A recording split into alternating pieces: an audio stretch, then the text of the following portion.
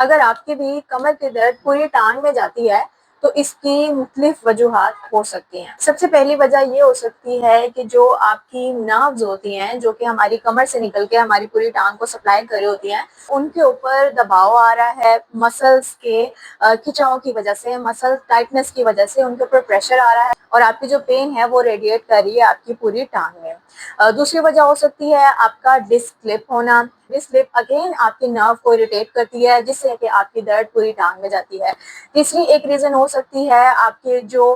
مہرے ہیں، جو آپ کے ورٹیبراز ہیں، ان کے درمیان سپیس کم ہو جانا۔ اس میں کیا ہوتا ہے کہ جو آپ کی ڈسک ہوتی ہے وہ ڈی جنریٹ ہو جاتی ہے، ڈی جنریشن کی وجہ سے ڈسک آپ کی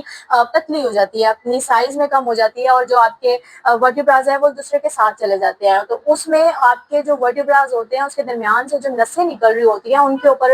دباؤ زیادہ آتا ہے اور وہ بھی آپ کی کمر کی درد کاز کرتا ہے جو کہ آپ کی ٹانگ میں بھی جاتی ہے۔ اب جو اس طرح کی درد ہوتی ہے جو آپ کے کمر سے نکل کے آپ کی پوری ٹانگ میں جا رہی ہوتی ہے، اس کو ہم نیوروجینک بیک پین کہتے ہیں۔ اس کی پہلی علامت تو یہ ہے کہ آپ کی جو کمر کی درد ہے وہ صرف کمر تک محدود نہیں رہے گی، وہ آپ کی پوری ٹانگ میں، آپ کے کولے سے ہوتی ہوئی آپ کے گھٹنوں میں اور آپ کے پاؤں تک جاتی ہے۔ دوسری علامت اس میں یہ ہے کہ آپ کے پاؤں یا آپ کی ٹانگیں سن ہونا،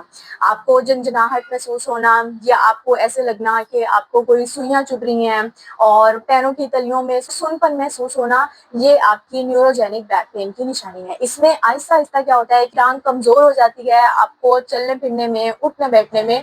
مسئلہ ہوتا ہے، اور کچھ مریض ایسے بھی کمپلین کرتے ہیں کہ ان کو ایسا لگ رہا ہے کہ ان کا جو پاؤں ہے وہ ٹھنڈا ہو گیا ہے دوسری ٹانگ کی نسبت۔ آپ کی جو افیکٹڈ لیگ ہوتی ہے جس کی نرو افیکٹ ہو رہی ہوتی ہے اس کا ٹمپریچر بھی کم ہو جاتا ہے۔ اب جو اس طرح کے تمام بیک پینز ہوتے ہیں یہ آپ کے نیوروجینک ریزنز ہوتے ہیں، آپ کی نرو کی وجہ سے آ رہے ہوتے ہیں۔ وجوہات ڈفرینٹ ہو سکتی ہیں لیکن اصل میں کمپریشن آپ کی نروز پہ آ رہا ہوتا ہے اور آپ کا پورا سمٹم پیٹرن شو ہو رہا ہوتا ہے جیسے کہ میں نے آپ کو بتایا۔ اب ایسے کیسز میں بہت سے لوگ سرجریز کی طرف چلے جاتے ہیں کہ ہم سرجری کروا لیں گے تو ہماری نرو کا کمپریشن دور ہو جائے گا، لیکن 70% cases of neurogenic back pain surgery کے بغیر ٹھیک ہو جاتے ہیں۔ اس میں ایکسرسائز کی جاتی ہے، آپ کی بیک کی موومنٹ کرائی جاتی ہے، آپ کی بیک کی الائنمنٹ کرائی جاتی ہے، آپ کے مسلز کو اسٹرینتھن کیا جاتا ہے اور تھراپی کے تھرو آپ کے جو یہ تمام ایشوز ہیں یہ ریزالو ہو سکتے ہیں۔ تو اگر آپ میں سے کسی کو بھی اس طرح کا کوئی مسئلہ ہے تو آپ ڈائریکٹ سرجری کی طرف جانے سے پہلے نان سرجیکل پروسیجرز جو ہیں ان کو پریفر کریں، آپ ایکسرسائز کریں، آپ تھراپی لیں، آپ موومنٹ کریں اپنی بیک پہ اور آپ اس کو ٹریٹ کرنے کی کوشش کریں۔ اگر میڈیسن کی ضرورت ہے تو آپ میڈیسن بھی لے سکتے ہیں، لیکن ڈائریکٹ سرجری کی طرف جانا انتہائی غلط فیصلہ ہو سکتا ہے۔